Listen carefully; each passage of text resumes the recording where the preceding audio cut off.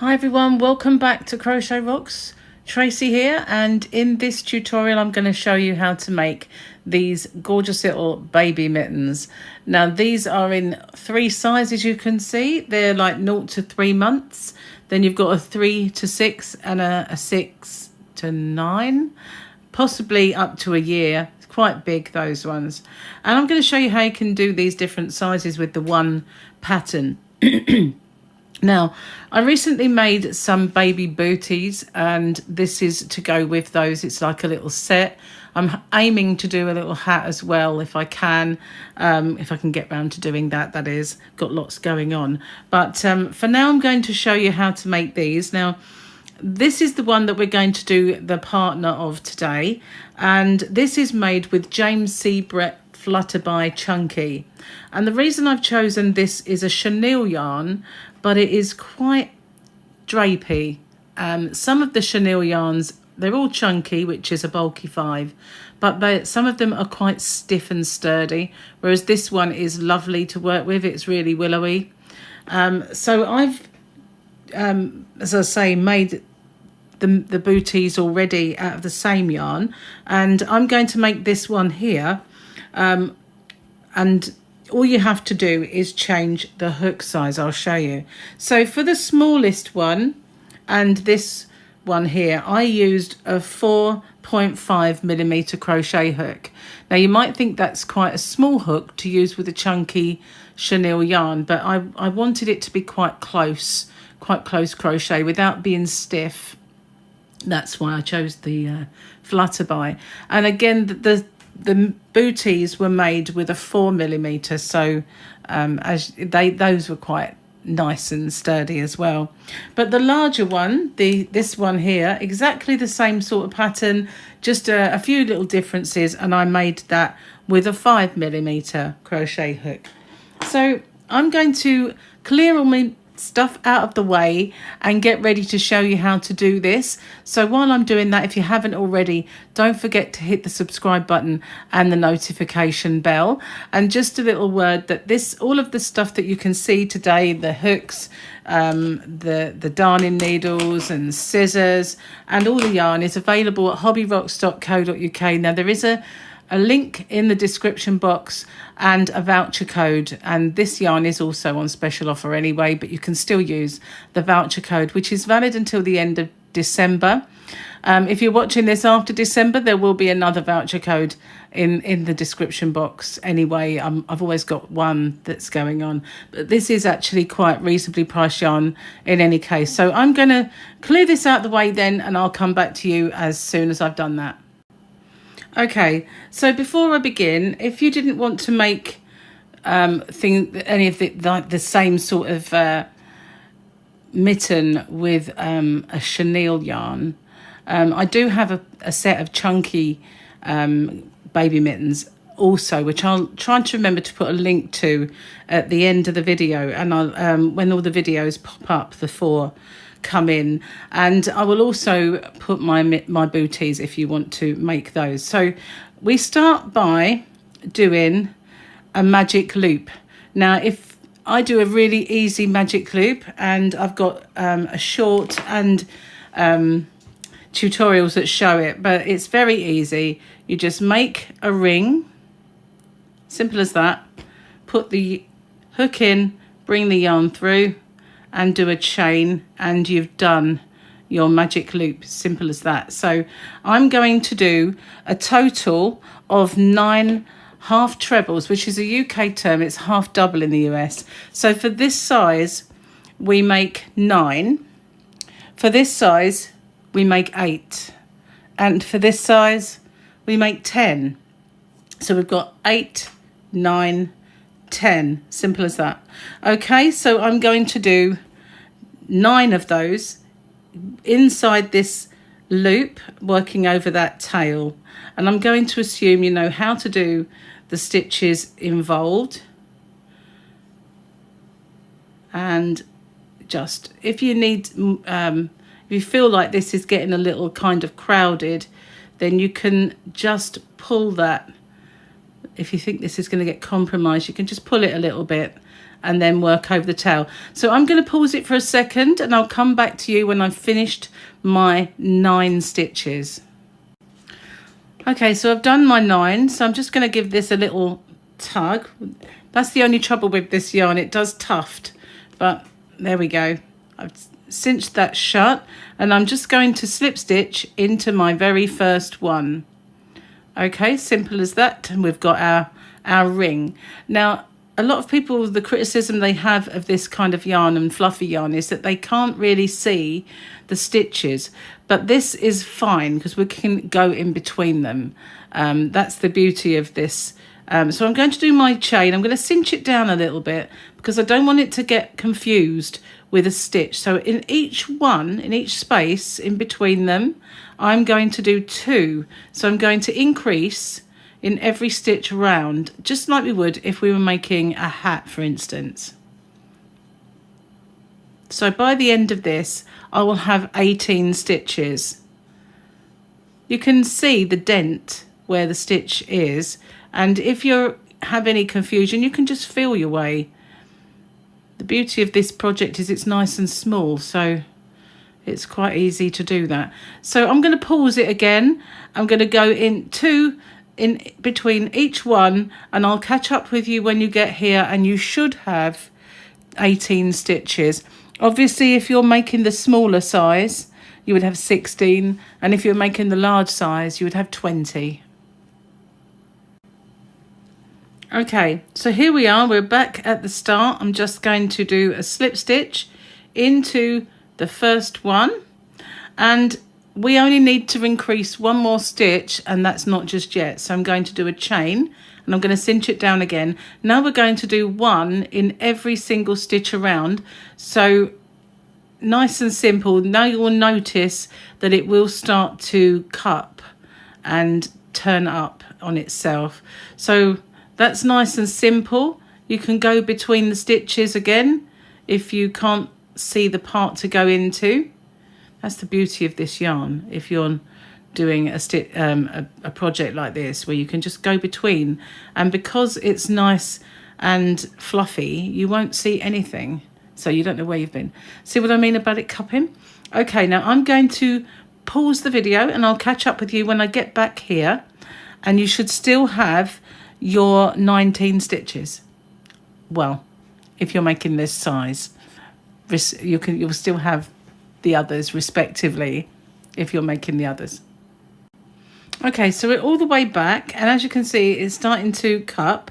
Now between this stitch and our first, I'm going to do 1 more stitch, and that will bring us up to 20 stitches. Okay, so now I'm going to slip stitch in. So if you were making the smaller one, you would still do that extra stitch, and in the larger. So you will have 21 stitches in the larger size, and you will have 17 stitches in the small one, and you'll have 20 stitches for this one. Now I've turned it into the right way. It was cupping this way, so all I've done is pop it round. So we're now working on the right side, and what I'm going to do is I'm going to do no more increasing at all, just going around, slip stitching and going around. Some people like to spiral, but if that's what you want to do, then that's fine. You can do that. But if you want to do, I just make the seam on these. It doesn't really matter. That's very forgiving yarn. It's very fluffy and forgiving. So what we want to do is we want to carry on until we have, for the small size, 8 rounds. For the medium size, which is this one, we're going to have 9 rounds. And for the large one, we're going to have 10 rounds. So it is hard to count them, but you can do it. You've got 1, 2, 3.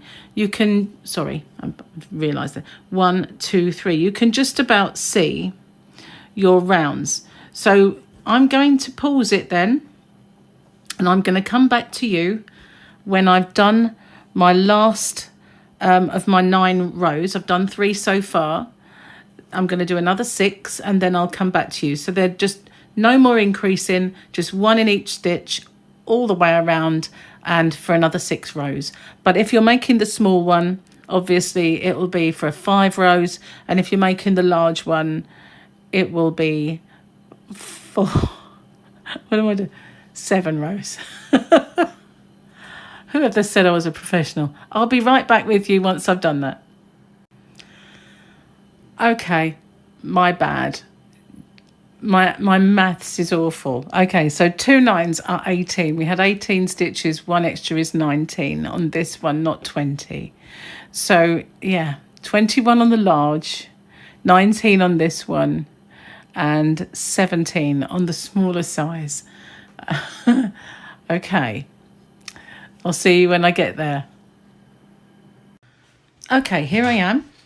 And I always say with a thing like this, it doesn't matter if you lose a stitch here or gain a stitch there. This is the only round that actually does matter for. And the reason is we are now making this part here. Now, with the booties, I didn't make a gap. I made it so that you just did the tie through the stitches, and you can do that. But for these for mittens, I tend to like making a space. So this is how I'm going to do that. I'm going to do my chain and cinch it down, and then I'm going to do 1 stitch, 1 chain, and then I'm going to skip 1 and do 1 in the next. 1 chain, skip 1 and put 1 in the next. You can see the dent where the next stitch is. I know it's kind of fluffy yarn, but it is quite nice and visible. And we're going to do that all the way around.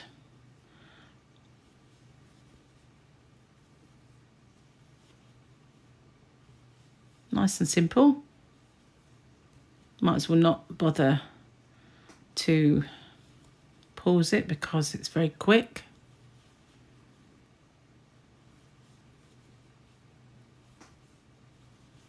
Nearly there. Okay, so we're going to do 1 chain, and then we're going to slip stitch into our first stitch. So we've come all the way round. Okay, so now we've made our tie round, and what we're going to do is we're going to chain 1, and we're just going to do 1 again in each of the stitches all the way around. So 1 in the post and 1 in the gap, because that's just 1 chain. 1 in the post and 1 in the gap.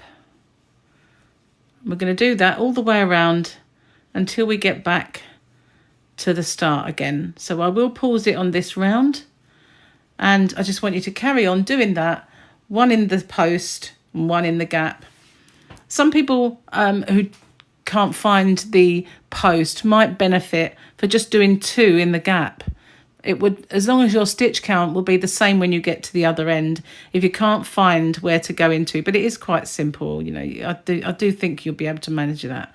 But if you found it difficult, just do 2 in the gap. I will see you when we get back to the start, and you'll still have the same amount of stitches as you have been working with all the way through the body. Okay, so I'm more or less back. I just have to do 1 in the gap there, and then slip stitch into my first one. I'm going to do a chain, cinch it down, cut my yarn. It will tuft just a little bit, and pull it through. And now we're going to do the top, which I have just made 1 simple row of white double crochets in the UK, which is a single crochet in the US, and then just made the tie the same colour. So I'm just going to change the yarn over for a moment, and then I'll come straight back to you. Okay, so I'm back and I've got my white, and I have to say that I absolutely love the Flutterby in white. It's just looks like, I mean, my ball is a bit depleted now because I've been making so much with it, but it's just so snowy white. I really absolutely love the white in this. So I'm going to join it over here because I don't like to work over 2 tails if I don't have to. So I'm just going to pull this yarn through there, And I don't need to leave a massive tail. I'm going to work over it anyway. And I like to give it a little tie. Some people don't like to do that, but that's how I like to make sure that it is absolutely nice and snug. And if you want to give it 2 knots, you can. But I find this yarn is, once you've got your tail sewn in, it doesn't really pop out. Okay, so there we are. I'm going to work over the tail. I've done my little cinch down chain, so I'm going to go in the same stitch, pull it up, and I'm going to go in each and every one all the way around. I'm going to pull it up each time I do so that it's got a nice edge to it, and I'm going to work over the tail as I go round, just like that. Okay, so it does help to get the yarn. Okay, so that's what we're doing. I'm going to pause it then, and I'll catch up with you when we get back to the start. Okay, so I've made it all the way back, and all I have to do now is slip stitch into my first stitch and end off again. Now this is, and the beginning kind of magic loop, the only little bit of securing you need to do. Although I have been known to just not bother with the I'm going to tuck that in there for now rather than sew it in. And I'm going to show you how we do the tie.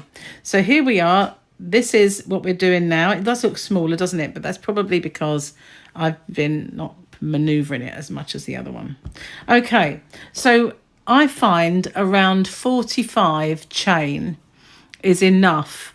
Now you don't need to leave a long tail because I just snip it off. It's quite... if I say it's quite easy, that didn't work out at all. That one wouldn't move. It's very sometimes it moves really, it flows really well, like that one. There you go. Other times not. Okay, so I'm going to do 45 chain. Now when you're making the smaller size, you might find that that's too many, so you might want to cut it down. But it's just a case of a little bit of trial and error. If one tie you make too long, then scrap that and make a new one. If you want, you can make it out of ribbon. I try to make the tie the same color as the edging, just to make it look a little nicer. Okay, so I'm going to pause it then because I can't count, and there will be a big silence. So I'll come back to you once I've done that. Okay, so now what I do is I'm going to thread this through. So I want to leave this one and start with the one next to it. And I'm just going to pop that in and thread it through, just like I'm lacing up some shoes or something. Don't bring that with you. I'll sew that in a bit later, so everybody knows how to sew their ends in. So we come back out the other side of the one we ignored in the first place. I'm just going to pull a little bit more that side to get them a little more even. Now what I normally do with this yarn, because they'll say it doesn't usually come undone, it's quite good. And that little tuft usually falls off the end. But, you know, should your, let's get this out of the way. Should your tie not be quite right, you can always make another one. So then just make a little bow as with the other one. Just play with the size really of the tie, and there you go. We have two that match. So this one's been pulled about a little bit where I've been working with it and showing it and everything, but there you are. Two bunnies. Two little mittens. Okay, thank you for watching. Of course, everything to do with the sizes will be in the description box below. I will let you know small, medium and large.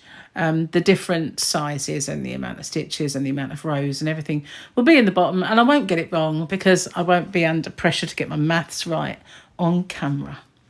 So thank you for watching, and I'll see you on the next one. As I said before, if you haven't already, don't forget to hit the subscribe button and the notification bell. Bye for now.